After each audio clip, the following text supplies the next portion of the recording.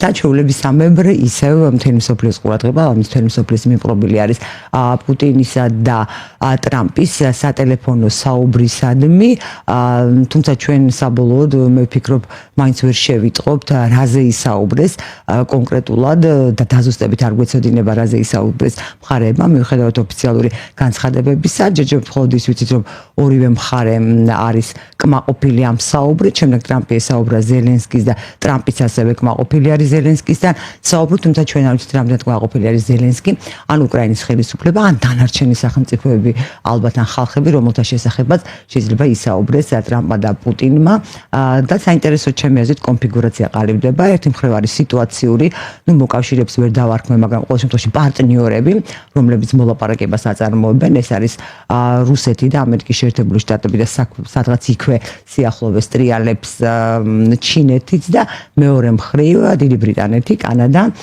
ევროკავშირი, ყველაზე უცნაური არის ის რომ იმ სიახლოვესაც რაღაცნაირად ტრიალებს ჩინეთი, იმიტომ რომ ევროკავშირის ხელმძღვანელობამ განაცხადა, რომ ჩინეთთან ეკონომიკური თანამშრომლობა ევროკავშირისთვის ძალიან მნიშვნელოვანი არის და ასევე აი ამ მეორე გაერთიანებასთან თუ შეიძლება ასე ითქვას არაფორმალურთან ივარაუდება ასევე თურქეთიც, როგორც აღმოჩნდა და როგორც პრეზიდენტმა ერდოღანმა თქვა, ერთადერთი დამცველი ლამის ევროპის უსაფრთხო ევროკავშირის უსაფრთხოებისა და საინტერესოა რომ აი ორივე პერიმეტრში რაღაცნაირად ჩანს კიდეც ინდოეთი. ჩვენი გადაცემის პირველი ნაწილი სტუმარი გახლავთ დავით ქართოლიშვილი, ანალიტიკოსი, ხალხის ძალის წარმომადგენელი. ბატონო დავით, ძალიან დიდი მადლობა რომ მომბრძანდით და მიიღებთ მონაწილეობას ჩვენს გადაცემაში. რამდენად აქვს ევროკავშირს იმის ძალა, რომ წინააღმდეგობა გაუწიოს ამერიკის შეერთებულ შტატებს და დაიბრუნოს პოლიტიკური ცენტრის როლი აი ამ არსებულ კონფიგურაციაში, რამდენად გააძლიერებს ის ჩვენზე ზეწოლას კიდევ საინტერესოა, მაგრამ დავიწყოთ მოდით ვთქვათ უკრაინით. აი ტრამპი პუტინის სატელეფონო საუბრის შემდეგ რა პერსპექტივა იკვეთება, თუ იკვეთება და თუ შეგვიძლია ამისი თქმა ჩვენ უკრაინისთვის და კიდევ რა წერტილებში არის შესაძლებელი მათი საუბრის ახლო აღმოსავლეთზეც, როგორც მე ვიცი, ხო? ყოველთვის ესე გავრცელდა ინფორმაცია. რა ადგილებში, რა გეოგრაფიულ ადგილებში, ასე ვიტყვი, არის მოსალოდნელი რუსეთ-ამერიკის ინტერესების გადაკვეთა, ისე რომ მათ შეძლონ თანამშრომლობა დაპირისპირება. დავიწყოთ უკრაინით. აი უკრაინის ბედი როგორ გამოჩნდა ამ სატელეფონო საუბრის შემდეგ, რომელთაც ორივე კმაყოფილია.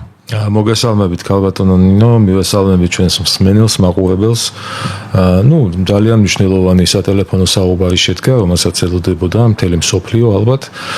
ძალიან ძნელია 2.5 საათიანი საუბარი ჩატიო იმ რამოდენიმე მედიისთვის ცნობილი რაღაც მესიჯებამდე, რომ ჰოკეის თამაშზე შეთანხმდნენ და რაღაც ერთთვიანი მორატორიუმის გამოცხადა ენერგოობიექტებთან მიმართებით და ასე შემდეგ. რა თქმა უნდა, ეს უფრო ფართო სპექტრის საუბარი იქნებოდა, რომლის დეტალებსაც ალბათ უმეტეს ნაწილს ვერც გავიგებთ ვერასდროს, მაგრამ ყოველ შემთხვევაში მოქმედებებით ვნახავთ, შემდგომი მოქმედებებით აუცილებლად ვნახავთ რაზე შეთანხმდნენ და როგორ შეთანხმდნენ. თავარი ის არის, რომ კვლავინდებურად პარალელური რეჟიმით მიმდინარეობს ეს ორი, ასე ვთქვათ, პროცესი.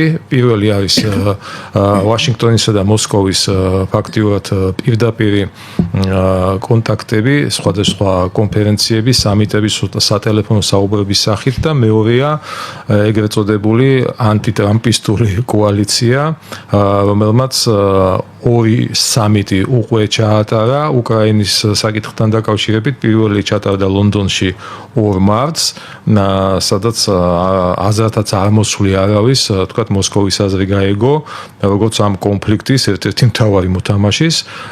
მეორე იყო ონლაინ კონფერენცია 16 მარტს, რომლის მოდერატორი იყო ბრიტანეთის პრემიერ-მინისტრი სტარმერი და რომელშიც მონაწილეობა მიიღო 20 ქვეყნის ლიდერმა და ასევე ამერიკის შეერთებული შტატების და მოსკოვის პოზიცია იგნორირებული იყო, ვაშინგტონის წარმომადგენელი არც კი იყო, ასე ვთქვათ, მოწვეული აი ამ ონლაინ კონფერენციაზე, როგორც ერთ-ერთი მთავარი მოთამაშე. ანუ მიმდინარეობს რაღაც ეს პარალელური გზები მშვიდობის მოძიებისა, ოღონდ რეალურად სამშვიდობო მესიჯები მართლა გვესმის ამა თუ იმ ფორმით ვაშინგტონისა და მოსკოვის კონტაქტებიდან და აბსოლუტურად გაუგებარი მესიჯები მოგდის იმ პარალელური ანტიტრამპისტული კოალიციიდან, სადაც ესა თუ ის წინადადება ძალიან შორს არის მშვიდობის დამყარებასთან. მე აგიხსნით რაშია საქმე. ტრამპმა აღიარა ის, რომ ამ ომის უკრაინის კონფლიქტის ერთ-ერთი მთავარი გამომწვევი და ტრიგერი იყო ზუსტად იმ კოლექტიური დასავლეთის თავისი წინა წლებში მიცემული დაპირებების, მოსკოვის წინაშე დაპირებების იგნორირება და წითელი ხაზების გადაკვეთა, რასაც ნიშნავს, თქვათ, ნატოს აღმოსავლეთისკენ არ გაფართოების პოლიტიკა და ასე შემდეგ, ხომ?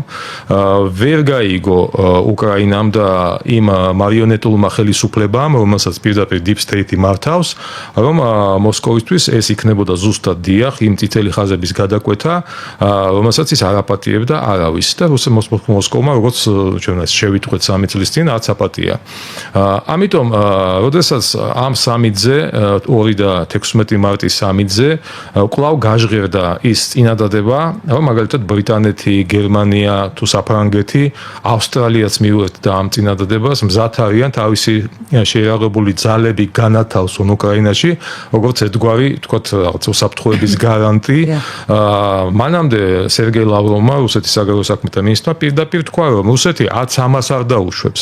არ დაუშვებს არანაირად კოლექტიური დასავლეთის შეიარაღებული ჯარების კომპონენტის, ასე თქვათ, ყოფნას უკრაინაში და ეს მისთვის იქნება ზუსტად იგივე მილიტარისტული და აგრესიული პოლიტიკის გაგრძელება, რომელსაც მოყვა 3 წლის წინ, რაც მოყვა.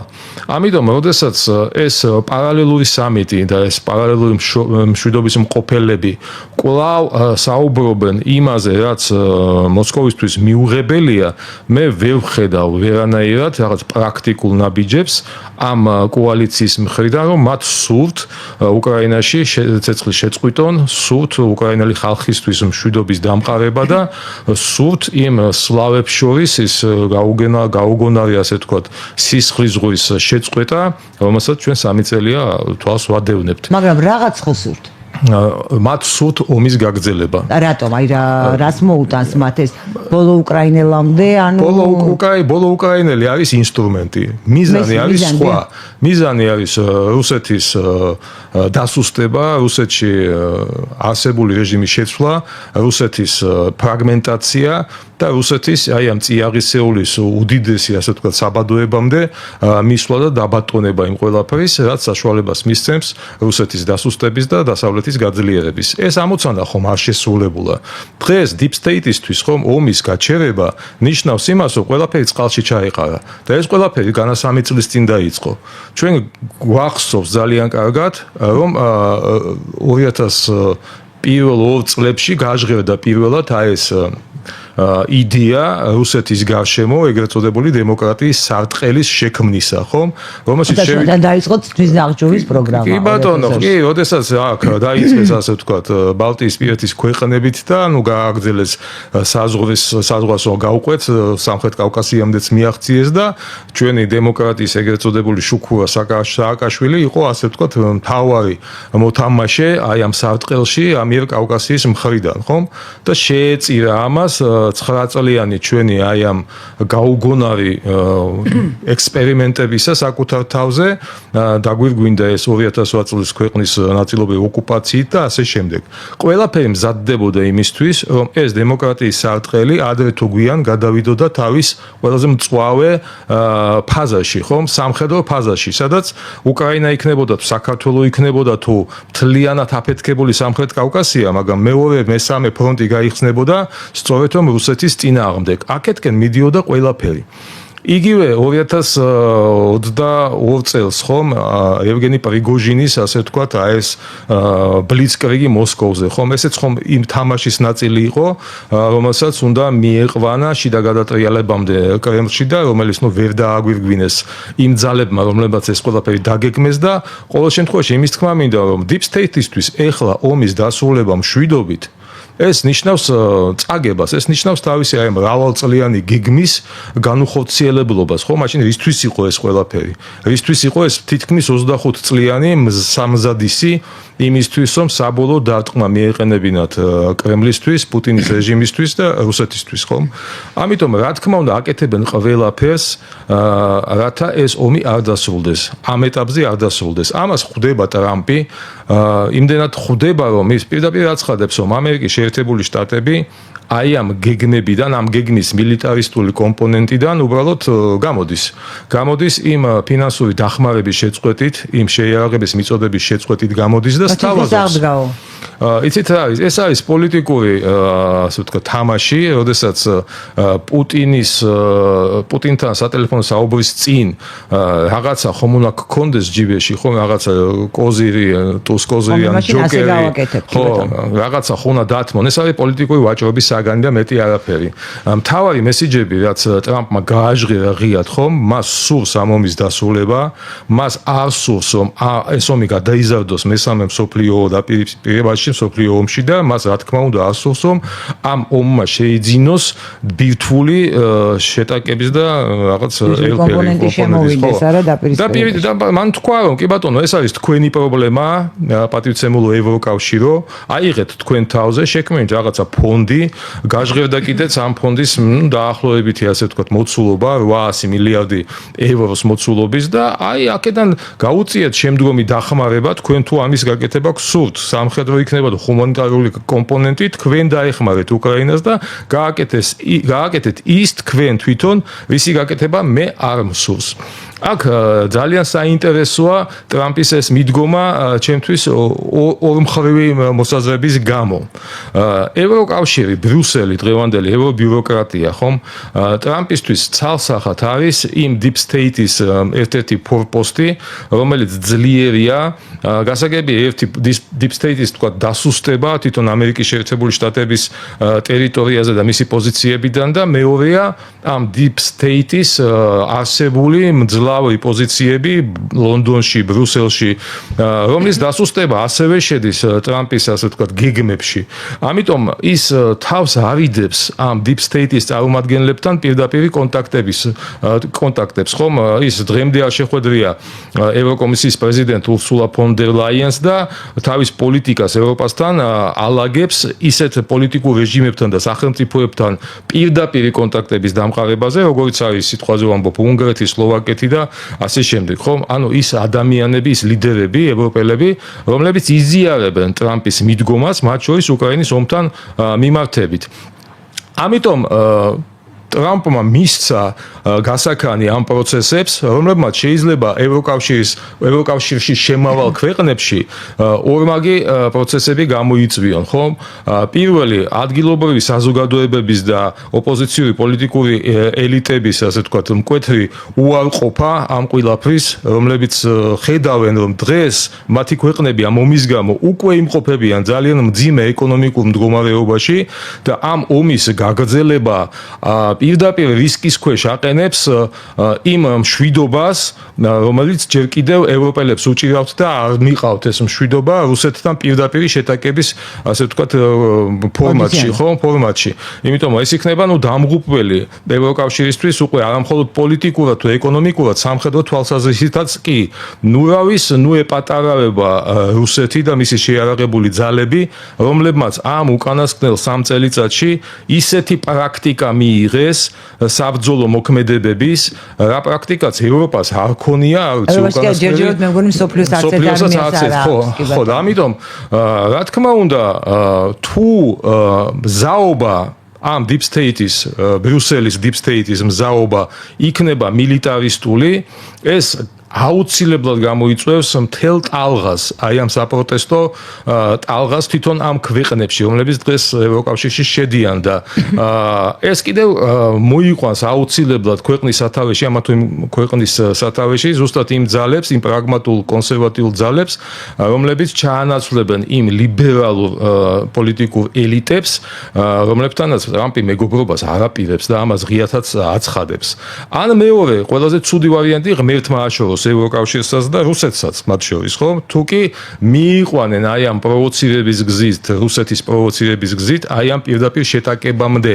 არ არის გამორიცხული ტრამპმა ამაზე უკვე არაერთგზის ილაპარაკა წინასწარ, მან ნატოს შემადგენლობაც კი დატოვოს, როგორც ამერიკის შეერთებული შტატების პრეზიდენტმა და ერთ-ერთზე დატოვოს ნატო რუსეთის აი ამ ძალიან კარგად გაწორთვნილ და ძალიან აგრესიულ შეიარაღებულ ძალებთან, ხომ? და ევროკავშირის დასუსტება გნებავთ პოლიტიკური პროცესების გაღვივებით, გნებავთ სამხედრო დაპირისპირებით, ტრამპის ინტერესებში შედის, რა თქმა უნდა. მას, რა თქმა უნდა, სულს ევროკავშირი, კი ბატონო.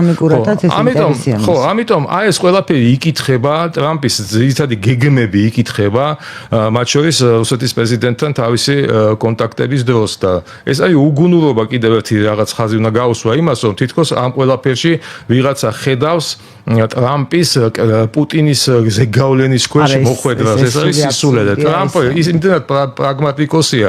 თითოეული წინადადება, თითოეული მოსაზრება, ხო, პუტინთან საუბრებში თუ მომავალი შეხვედრების დროსაც ეს იქნება მხოლოდ და მხოლოდ ტრამპის პრაგმატიზმით განპირობებული. იმ პრაგმატიზმით, რომელმაც საკუთარი 4 წლიანი ჯერჯერობით საპრეზიდენტო პროგრამას ატარებს ამერიკა უპირველეს ყოვლისას ეგიდით და იმ ლოზუნგით, რასაც ქვია, გავხადოთ ამერიკა კვლავ დიადად.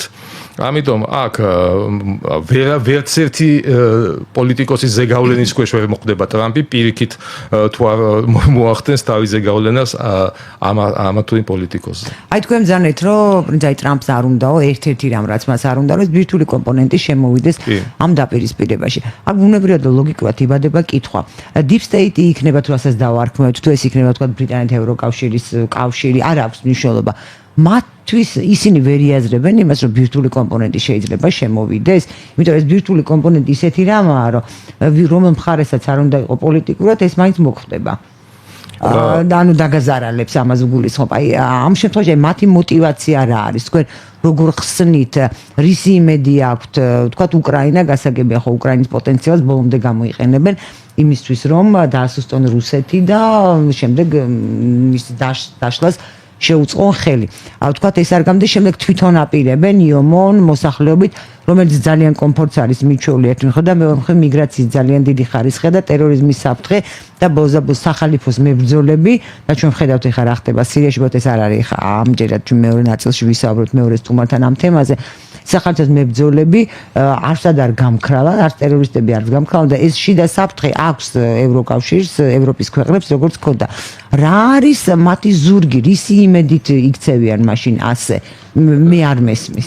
ძალიან საინტერესო შეკითხვაა და გადავიყვანოთ ეს შეკითხვა რაღაცა ფსიქოლოგიური განხილვის ჭრილში. ჩვენ საქართველოში ყავს Deep State-ის იმ აგენტოკრატების პირდაპირ წარმომადგენლები, მარიონეტები, ლაქიები, რომლებიც ჩვენ თვალწინ მართავენ სხვადასხვა გაუგებარ, ასე ვთქვათ, პროტესტის ფორმებს, ითხოვენ რაღაც გაუგებარ ხელახალ არჩევნებს, ითხოვენ პოლიტპატიმრების გამოშვებას ციხეებიდან, მაგრამ მათი მედია საშუალებები დღესაც იგებენ უკრაინის ბრძოლის ველზე ამ ომს, ისინი დღესაც ამარცხებენ პუტინს და ქადაგებენ იმას, რომ რუსეთი დასუსტებულია და 1-2 კარგი შეტევა რუსეთზე და ის დაიშლება და ასე შემდეგ. ანუ რასთან გვაქვს საქმე, ხომ? აბსოლუტურ გაუგებარ, ჩემთვის გაუგებარ და გაუკუღმართებულ მსჯელობასთან, რომელიც მოკლებულია რაღაცა ლოგიკას, მოკლებულია რეალობას და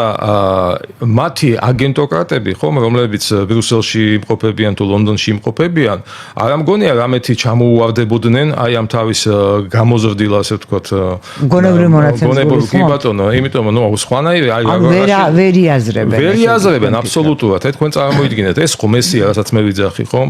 დღეს დავაყენოთ მათი ექსპერტები, ეგრეთ წოდებული ექსპერტები, ნაცმოძრაობის ექსპერტები, რომლებიც, შეეცდებიან ჩვენ დარწმუნებას იმაში, რომ რუსეთი მაცხდება, დღეები დარჩა და მთელი 3 წლის განმავლობაში ხომ ჩვენ მხოლოდ და მხოლოდ ეს ერთი პოზიცია გვესმოდა. ჩვენ რომ როგორ შეიძლება სხვანაირად იმსჯელო ამ ომის სამხედრო კომპონენტის შედეგზე, ხომ? ეს ხომ კრეხელობაა, როგორ შეიძლება ამ დასუსტებულმა რუსეთმა, რომელთა აღქმებში, რუსეთის ქალაქებში ჯერ კიდევ ბალალაიკაზე დამკველი ისინი რა ქვია დათვები დადიან და მთელი მოსახლეობა ყოველდღე არ აღსვავს და 22,000 სანქცია გამოუცხადეს ამ წლების განმავლობაში რუსეთს, რომელმაც არათუ დაასუსტა თუ დაანგრია, ჩამოშალა მათი ეკონომიკა, პირიქით გააძლიერა და ასე შემდეგ, ხომ? ისინი ხომ აი ამ რეალობას თვალს ვერ უსწორებენ. მე მესმის ბატონო დავით, მაგრამ აქ ერთი მომენტი, ესენი დავუშვათ ვინც არიან შემსრულებლები და ახმოვანებენ აი ამ ლოზუნგებს, ისინი ვთქვათ ვერაცნობიერებენ და უბრალოდ ეს არ ვიცი მე ემოციურ გადაფარვას, რეალურ რაღაცა გონებრივ პრობლემებს, მაგრამ ვინც ამ დავალებებს გასცემს, მე ამ შემთხვევაში მათი мотиваცია არა შემსრულების, თუ შეიძლება მცირე ხნით უნდა შევწოდოთ გადაცემა რეკლამის გამო და ამ კითხვაზე რეკლამის შემდეგ რომ ვიპასუხოთ, დაგველოდეთ, მალე დავბრუნდებით. ჩვენ ბრუნდებით პლანეტაში გამიგუცავებას ჩვენ სტუმართან დავით ქართულიშვილთან ერთად. ბატონ დავით, შემსრულებლების ამბავი გასაგებია.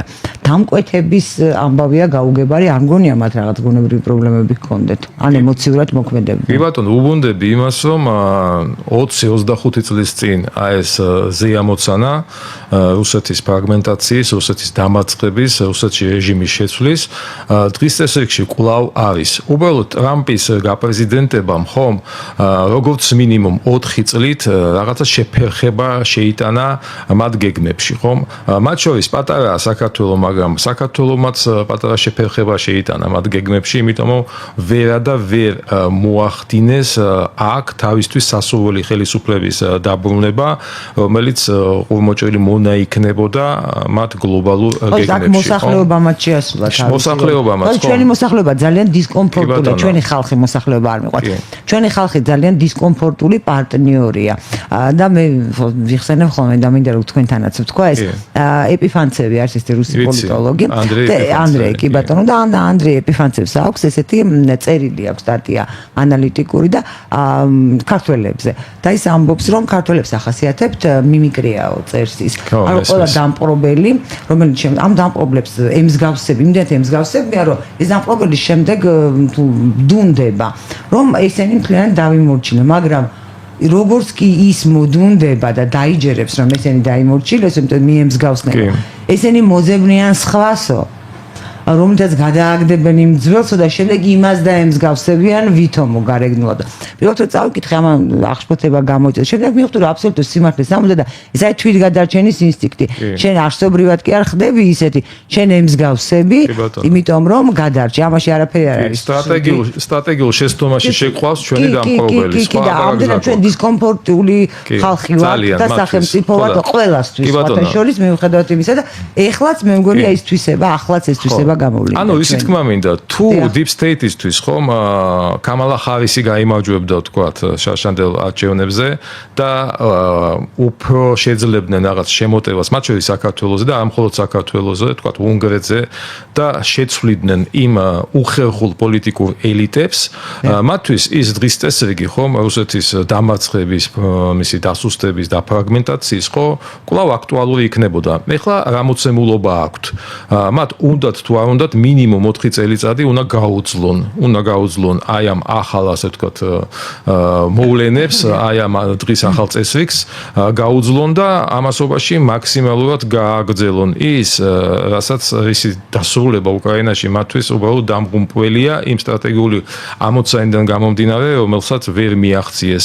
ამიტომ როგორც მინიმუმ ეს 4 წელიწადი მათთვის სასარგებლო იქნება იმისთვის, ჭყალებში ვამბობ რომ ომი გაგრძელდეს, თუნდაც უკანასკნელ უკრაინელებმა და ეს არის მათთვის რაღაცა მეორე ხარისხოვანი ემოციური. ანუ მიზანი არ არის რომ ევროკავშირის ქვეყნების ჩაევროს რესურსი ბოლომდე. კი, როგორც მინიმუმ ეხლა უნდა გაუძლონ ამ 4 წელიწადს. შესაძლოა და არ გამოვიწყავ იმას, რომ კვლავ დღის წესრიგში დადგეს დონალდ ტრამპის ფიზიკური მოცილება, ანუ არ უნდა მოდუნდეს, ნუ ვენსი კი ბატონო გასაგებია, მაგრამ ქაოსში უნდა გადაიყვანონ რესპუბლიკელების ეს აგრესიული წინსვლა Deep State-ზე და რაღაცით რაღაცა გადაფარონ. ძალიან საინტერესოა ხო ამ დღეებში. აი ეს ვიდეო დამეთქვა, ეს რაღაც პრევენცია ხო არის ერთგვარ, როცა კენედის კი ბატონო, აი ამას წარმოიდგინეთ ხო, ნუ ეხლა ყველაფერს მოველოდით მართლა ყველაფერს, მაგრამ ისეთი დეტალები აღმოცენდა ამ საარქივო მასალების ასე ვთქვათ გამოაშკარავებით, რომ თურმე იგივე პროცესებს ჰქონდა ადრე ადგილი, კენედიში დაინახეს ის საფრთხე, რომელიც გლობალისტურ სამყაროს deep states ემუქრებოდა. ამიტომ ამ deep state-ის, ასე ვთქვათ, ყველაზე აგრესიულ სპეცსამსახურების ნაწილშიც კი შეიკრა ბრიტანეთის, ისრაელის სპეცსამსახურები, რომლებსაც მართავდნენ და დაკვეთას აძლევდნენ როტშილდების ოჯახი, ну რაღაც ასწაული ამბები შევიტყვეთ აი ამ არქივების გახსნით და მოხდა ის, რაც მოხდა, ხომ? გლობალისტური deep state-ის დასუსტებისკენ მიმართული პოლიტიკის მატარებელი პრეზიდენტი, შემდგომ მისი ძმაც უბრალოდ მოაშორეს პოლიტიკას, მოაშორეს და ნელ-ნელა ისევ საკუთარი ზეგავლენის ქვეშ მყოფი პოლიტიკოსების ხელში ჩააგდეს ეს მსოფლიო გლობალისტური განვითარება, ხომ? ამიტომ გარკვეულწილად, მხოლოდ გარკვეულწილად ტრამპი ატარებს აი ამ ნიშნებს, რა ნიშნებიც ახასიათებდა ჯონ კენედის თავის დროზე და ძალიან ფრთხილად უნდა იყოს, იმიტომ ახლა გადარჩა, გასაგებია წინასაარჩევნო პერიოდში, მაგრამ მისი მოსპობა და განადგურება და პოლიტიკიდან მისი ფიზიკური, ასე ვთქვათ, წასვლა ძალიან სერიოზული და ძალიან ვერაგი ძალების ინტერესებში რჩება და ჩვენც, მათ შორის საქართველოსაც, ხომ, არანაირი ეიფორია არ უნდა გქონდეს გადამეტებული ან ტრამპთან დაკავშირებით, ან რაღაც ახალ ცვლილებებთან დაკავშირებით, ჩვენ გვმართებს სიფრთხილე, მაქსიმალური გაათმაგებული სიფრთხილე. ჩვენ არ უნდა გვიხაროდეს ის, თითქოს რაღაც ძალიან დავასუსტეთ ეს ჩვენი შერეკილი ოპოზიცია თუ დავცინოთ მათი პროტესტანტების რაოდენობის თვალსაზრისით თუ ასე შემდეგ, ხომ, ეს ომი არ გაჩერებულა. არ გაჩერებულა, ერთი წამითაც არ გაჩერებულა. უბრალოდ ჩვენთან მადლობა ღმერთს, უბრალოდ ისეთი პირობებია შექმნილი, ხომ, რომლებიც ურთულებს აი ამ deep state-ის ამოცანების შესრულებას საქართველოში, მაგრამ როგორც ჩანს, ისინი რა თქმა უნდა არ ჩერდებიან, ამას ვხედავთ სერბეთში, ამას ვხედავთ სლოვაკეთში. სერბეთში როგორ მოხერხდა თქვენიაც ეს ტერიტორიული, ანუ ადგილმდებარ გეოგრაფიულმა მომენტმა შეასრულა თავისი როლი? ნუ აი შეხედეთ, აი სად მიმდინარეობს დღეს, აი დღესდღეობით, ხომ, 20 მარტს, სად მიმდინარეობს სერიოზული ანტისახელისუფლებო და ანტისამთავრობო პროტესტები. მიმდინარეობს მაგალითად არგენტინაში, ანუ ქვეყანაში, რომლის პრეზიდენტმა პირდაპირ, ნუ ამის, რა ვიცი, ერთგულება შეჰპიცა ტრამპის ადმინისტრაციას და მისი ერთ-ერთი მთავარი საყრდენია ლათინურ ამერიკაში, ხომ? ყოველ შემთხვევაში ტრამპის ინაუგურაციაზე ერთ-ერთი იყო არგენტინის პრეზიდენტი, რომელიც ოფიციალურად იქნა დაპატიჟებული იქ, ხომ, ეს ხომ ფაქტია. გადავიდეთ სერბეთში, ხომ, გადავიდეთ სლოვაკეთში. ეს არის ის საყრდენი, რომელსაც ნდობა გამოუცხადა მაგალითად სი ჯინპინმა, როდესაც შარშან ის შეხვდა სერბეთის პრეზიდენტს, სერიოზულ ინვესტიციებს ჩაუყარა იქ საფუძველი. ჩვენ ვხედავთ სლოვაკეთს, რომელიც ასევე ტრამპის პოლიტიკის მომხრეა, ჩინეთთან დაახლოების მომხრეა, ანუ ყველგან, სადაც კი deep state-ის საწინააღმდეგო პოლიტიკა მძლავრობს, ну, მათ შორის საქართველოში, ყველგან მიმდინარეობს მცდელობა აი ამ სიტუაციის აყირავების. საქართველოში 4 წელიწადია მიმდინარეობს ეს მცდელობა, მაგრამ აქ ძალიან გაურთულდა საქმე, მაგრამ როგორც ჩანს სერბეთში, ან სლოვაკეთში უფრო ახლოს არიან არათუ წარმატების მიღწევასთან, უბრალოდ უფრო შესაძლებელს ხედავენ იქ, აი ამ სიტუაციის შეცვლის წინაპირობას ხედავენ, ვინაიდან ტრამპის ძირითადი საყრდენი ძალა ევროპაშიც, ხომ, ეს ხომ არის უნგრეთი, ეს არის სლოვაკეთი და მათ შორის არის სერბეთიც.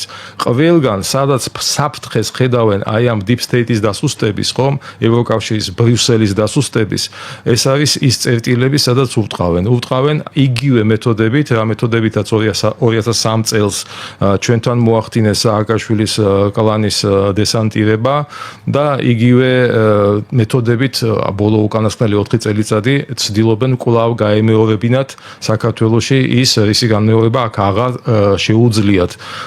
მაგრამ ძალიან ფრთხილად უნდა ვიყოთ ჩვენ, კიდევ ერთხელ ვამბობ, ჩვენს მიმართ ომი არ შეწყვეტილა, ჩვენს მიმართ აი ეს მცდელობას კიდევ ექნება ხასიათი. ჩვენ არ ამოვარდნილ ვართ იმ სქემიდან, რა სქემაც არის აი ამ გლობალურ დაპირისპირებაში. არანაირად, უბრალოდ კიდევ ერთხელ ვამბობ, აი 4 წელიწადი რამენაირად მათ გეგმებში არის აი ამ გაუგება რაღაცა შეჭრის ხომ, აი ამ კონსერვატიული ტალღის შეჭრის, რომელმაც უბრალოდ გადავადება მოახდინა მათი გეგმების, რეალური გეგმების, რაღაცნაირად უნდა დაკავდნენ. რითი უნდა დაკავდნენ? უკრაინაში ომი უნდა გააგრძელონ და თავისი ეს ფერადი რევოლუციების და მაიდანების მოწყობა მაქსიმალურად უნდა მოახერხონ იმ წერტილებში, სადაც საფრთხეს ხედავენ, მათ შორის Deep State-ის მისამართით.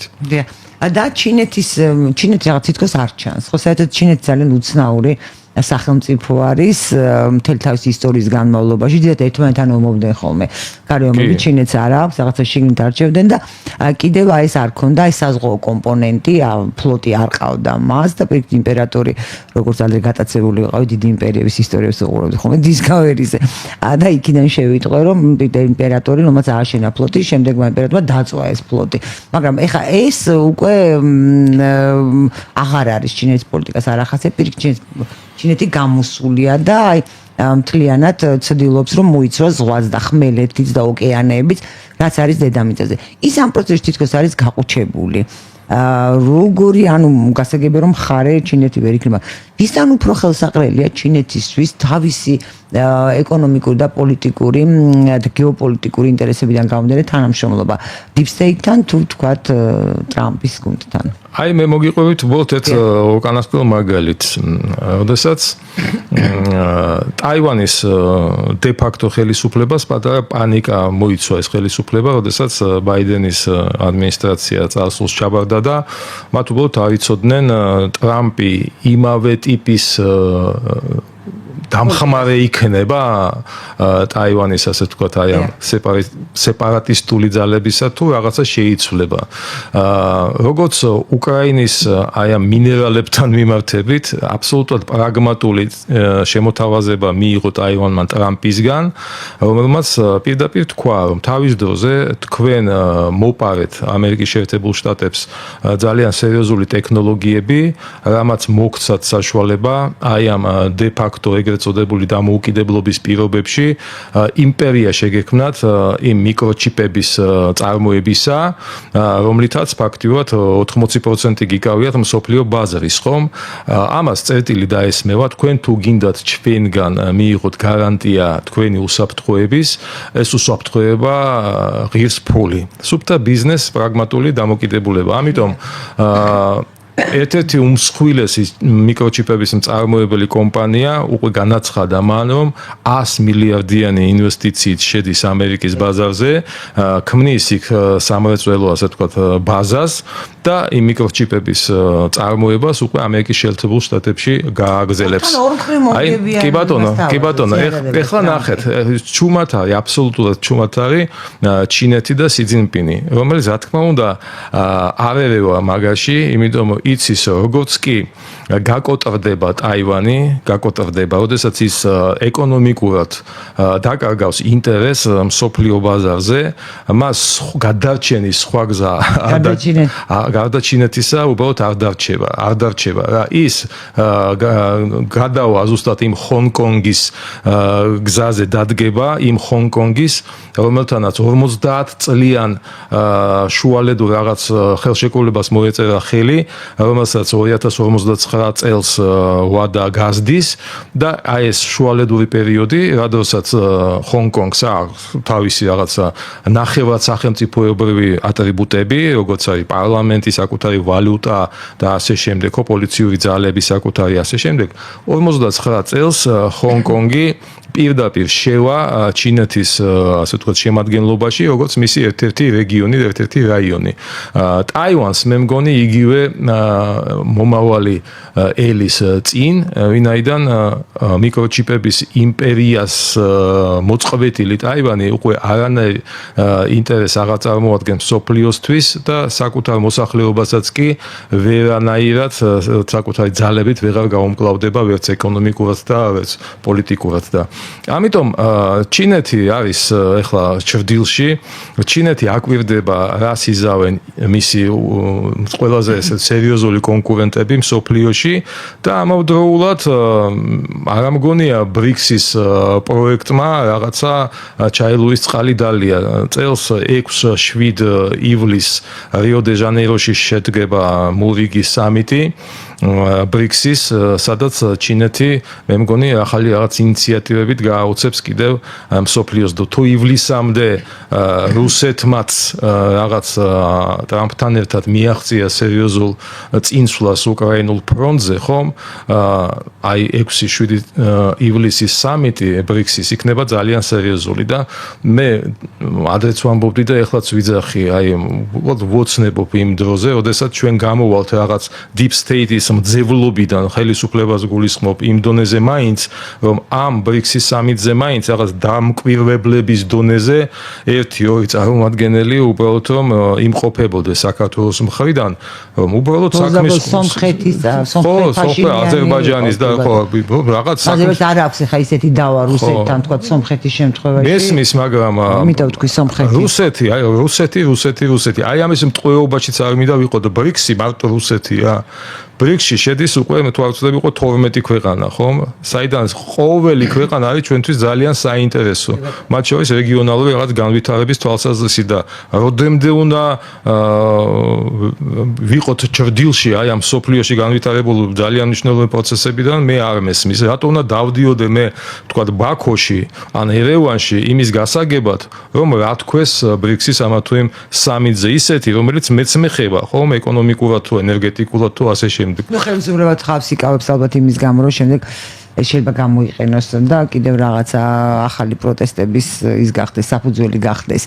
აი თქვენ ბრძანეთ, რომ აი ტაივანის შემთხვევაში და ჩვენ უკრაინის შემთხვევაში ვხედავთ, რომ აი 300 მილიარდზე კონდა საუბარი.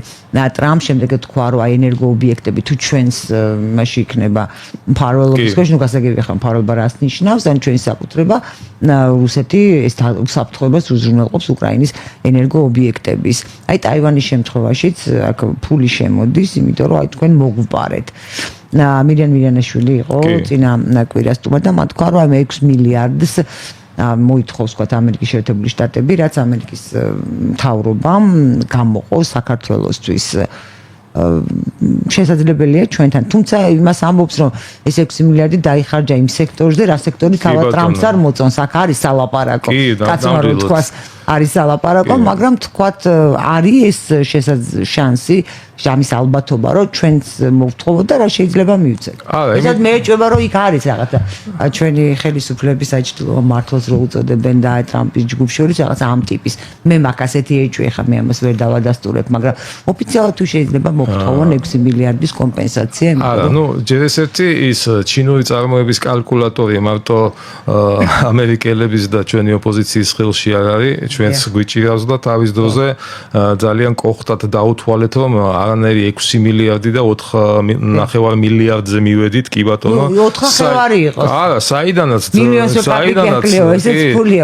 მილიარდზე მეტი დაიხარჯა სააკაშვილის რეჟიმის პერიოდში რეალურად და დანარჩენი 1.5 მილიარდი, აქედან რაღაცა 1 მილიარდი მაინც დაიხარჯა ზუსტად აი მესამე სექტორზე თუ ნაცმოძრაობის მედია საშუალებებზე, რომელსაც გდიახ ტრამპის ადმინისტრაცია დღეს ზუსტად იმ მოწინააღმდეგების რიცხვს მიაკუთვნის, რომელსაც თვითონ ამერიკის შეერთებულ შტატებშიც ძალიან ჯერჯერობით წარმატებულად ებრძვის.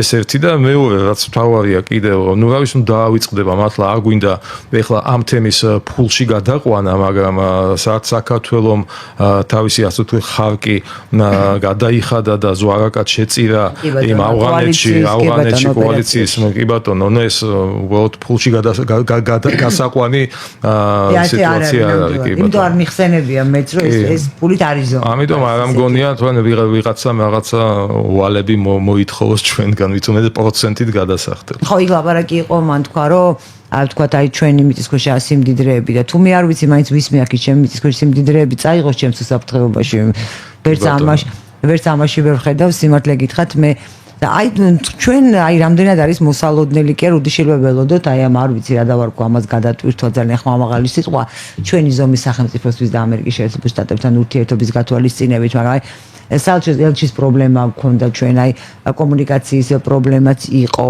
ეს შესაძლებელი არის მოგვარდეს და გაუტონი დენიგანი რატომ ეწვია წითელი შარვლით და პირგამეხებული თუ ეწვია რაღაც საჭირო იყო ეტიკეტის დარღვევა და არა ნუ აქედან ჩანს მე მაგალითად ეს სხეულის ენიდან ამოვიკითხე ის რომ მას ძალიან არ უნდა და ქალბატონ მაკაბოჭოვიშვილთან საგარეო საქმეთა სამინისტროში მისვლა მას პიროვნულად არ უნდა და ამიტომ თავისი ამ ჩაცმულობით ის რომ მას ეს არ უნდა და ეს მისი ასე ვთქვათ ინიციატივა იყო მან ეს გამოხატა თუნდაც ჩაცმულობის და აი ამ ეტიკის გარკვეული დარღვევით ყველამ დავინახეთ ეს როგორც ჩანს მას უთხრეს და უბრძანეს რომ მან ეს ნაბიჯი გადადგას ვინ უბრძანა ვაშინგტონიდან იყო ეს სიგნალი სახელმწიფო დეპარტამენტიდან იყო თუ მე მაქვს კიდევ ვთქვათ ჩემი ვერსია უბრალოდ ვერსია მაქვს რომელიც უკავშირდება კი ბატონო პოსტსაბჭო სივრცეში უკანასკნელი 4 წლის განმავლობაში განლაგებულ ამერიკის შეერთებული შტატების საელჩოებს კურირებდა და დირექტივებს იძლეოდა უკრაინაში განლაგებული ამერიკის საელჩო იმიტომ რომ კიევი იყო ცენტრი ასე ვთქვათ ბაიდენის ადმინისტრაციის დროს ცენტრი აი ამ ზემოქმედების მოხდენისა ერევანზე ბაქოზე თბილისზე და ასე შემდეგ ხომ საუდის არაბეთში როდესაც შედგა შეხვედრა ლავროვისა და მარკო რუბიოს იქ გადაწყვიტეს რომ მოსკოვში წავიდოდა ძალიან საინტერესო ჩვენთვის კარგად ცნობილი პიროვნება ელჩად ხომ რიჩარდ ნორლანდი რომელიც ერთ-ერთი ყველაზე ადეკვატური და ნორმალური დიპლომატი იყო საერთოდ საქართველოს ამერიკის შეერთებული შტატების ისტორიაში ხომ და მე პირდაპირ ვარაუდობ კი არა დარწმუნებული ვარ რომ აი ეს კურაციის ცენტრი დღეს ხომ პოსტსაბჭო სივრცეში კიევიდან მოსკოვში გადაინაცვლა და ზუსტად რიჩარდ ნორლანდი გარკვეულწილად თავის ზეგავლენას ახდენს საელჩოებზე იგივე ერევანში, თბილისში და ბაქოში და არ არის გამორიცხული რომ თქვათ რიჩარდ ნორლანდის ზარის შემდეგ შედგა მისი იძულებით მისვლა ქალბატონ მაკასთან სადაც მან აღიარა ის და მისი სამინისტრო როგორც ლეგიტიმური მთავრობის ნაწილი რამაც ვიცი დამატებითი პანიკა შესძინა ჩვენს ოპოზიციულ ოპოზიციურ სპექტრში მაგრამ ამავდროულად მაქსიმალურად გამოხატა ის რომ ეს არისო მისი გულწრფელი სურვილი მაკაბოჭოვიშვილთან შეხვედრისა რომ ის იძულებული იყო რაღაც ზეწოლას დათანხმებოდა რაც ვნახეთ მისი თუნდაც წითელი შავლით ან ცოტა არ იყოს მოწყენილი სახის გამომეტყველებით და როგორ არის რაღაცა ტიპის კომუნიკაცია, ან როდის მოიცლის ტრამპი საქართველოსთვის, თუ საქართველოს მნიშვნელოვანია, რომ აი ქალბატონინო, აი ეს არის ჩვენი ქართული მეტიჩრობა რა, რომ საქართველოს გარშემო კიდევ ერთხელ ვამბობ რა, დღე არ გადიოდა ეს მეთიუ მილერი, რომლის უფროსის ბლინკენის მიმართ სისხლის სამართლის გამოძიება მიმდინარეობს დღეს, ხო, თავისი აღშფოთებული შეშფოთებით საქართველოს არ შეხებოდა ძალიან დამამცირებელი, დამაკნინებელი ანტიქართული პოზიციით, ხომ? ანუ ეს რას ნიშნავდა, რომ საქართველოს იყო ამერიკის რადარებზე, როდესაც მეთიუ მილერი გამოდიოდა აი ამ ჩვენი ერის და ჩვენი სახელმწიფოს პირდაპირ შეურაცხყოფით, ის იყო ძალიან მაგარი ამბავი ჩვენთვის, რომ ამერიკულ რადარებზე ყოველდღიურად ვიყავით და დღეს გავქრით ჩვენ რადარებიდან, რა რადარებიდან გავქრით, ანუ თუ არ ესმის აი ამ პოზიციის გამხმოვანი ამოვანებელს ხომ დღეს საქართველოში რომ ამერიკას სულ სხვა ომში აქვს აქტიურად შესული ხომ იმ ომში რომლის ერთ-ერთი ბრძოლა მნიშვნელოვანი ბრძოლა ქართველებმა ვიგებთ ყოველ შემთხვევაში მოვიგეთ ცოტა ნათქვამია მაგრამ ჩვენც ხომ ვებრძვით ამ deep state საქართველოში ხო აქტიურად უკანასკნელი 4 წელიწადი ვებრძვით და აი თავისი მიდგომებით ხომ ტრამპის ადმინისტრაცია თუ საქართველოს ხელისუფლების მიდგომები ხომ მთელ რიგ საკითხებში რამეთი განსხვავდებიან ერთმანეთისგან ხომ უნისონ მიდის რა მთელი რიგი პროცესები ხომ LGBT თემებთან დაკავშირებით თუ საქართველოს უპირველეს ყოვლისა იქნება თუ ამერიკა უპირველეს ყოვლისა იქნება აქედანაც ხომ ჩანს რომ ორივე ხელისუფლების პოზიცია დღეს აგებულია მხოლოდ და მხოლოდ საკუთარი ინტერესების და სუვერენიტეტის მაქსიმალურად დაცვის პოზიციებზე ხომ ნუ თუ აქედან არ ჩანს რომ არა საჭირო დამატებით ვიღაცამ ბრიფინგი მიუძღვნას იმას რომ რა მაგრები ხართ საქართველოსი რაღაცა ერთ-ერთი ბატონო ძალიან დიდი მადლობა ჩვენ საერთოდ სამწუხაროდ მოიწურა ჩვენ რეკლამის გამო მცირე ხნით დავამშვიდობოთ ერთმანეთს და გველოდეთ მალე დავბრუნდებით მეორე სტუმართან ერთად